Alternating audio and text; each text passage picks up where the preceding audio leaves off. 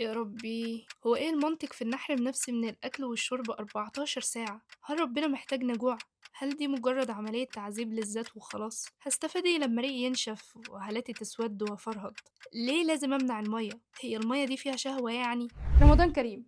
أنا ليلى عمرو، ودي أول حلقة من سلسلة حلقات أسئلة عادية مش إلحادية. لو بصيت للصيام إنه حرمان فأنت فعلا بتعذب نفسك، بس في الحقيقة إن الصيام هو عملية إعادة ضبط مصنع، يعني بمثابة ريستارت لجسمك وعقلك ونفسك. خد عندك بقى يا سيدي أول فايدة للجسم. الصيام هو الوقت الوحيد اللي جسمك بيبطل فيه يستهلك طاقته في الهضم وبيبدأ يوجهها للتنظيف، عملية اسمها الأوتوفاجي أو الالتهام الذاتي. الجسم بيبدأ ياكل الخلايا العجوزة والسرطانية والميتة، يعني حرفيا بتجدد شبابك. تاني فايدة فهي لعقلك. الصيام بيعلي هرمون اسمه BDNF، ده بيخلي المخ يبني خلايا عصبية جديدة، يعني الصيام بيخليك أروق وأذكى مش أكسل. أما تالت فايدة بقى فهي للنفس. الصيام هو التمرين الوحيد اللي بيخليك تقول لأ لأقوى غريزة عندك. لو قدرت تقول لأ للأكل فأنت هتقدر تقول لأ لأي عادة غلط مسيطرة عليك بأي السبب. الحقيقة إن ربنا مش مستني منك تجوع. الصيام مش لربنا، الصيام ليك انت. ربنا فرض الصيام علشان يكسر فيك حته عبوديه الماده اللي مسيطره عليك. احنا طول السنه عبيد لبطننا ومزاجنا وشهواتنا. الصيام بيجي يقولك انت اقوى من كوبايه الميه دي. الصيام هو تمرين حريه انك تثبت لنفسك ان روحك هي اللي سايقه مش معدتك ولا شهواتك. ربنا مش بيستفيد من جوعك، بس انت